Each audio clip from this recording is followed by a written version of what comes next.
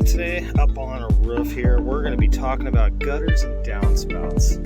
So you got these cool gutters. We're talking about ones that are on a dual roof. So an upper roof coming down to a lower roof. So you can see here, this downspout coming down from the upper roof all the way down onto the lower roof here. And this one was done absolutely correct. As you can see, the downspout does not just pour out onto the lower roof.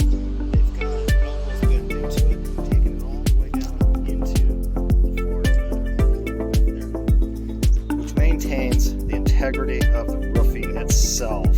A lot of builders like to just run the downspouts right onto the roof and let extra water pour over the top of the shingles and then down into the next gutter.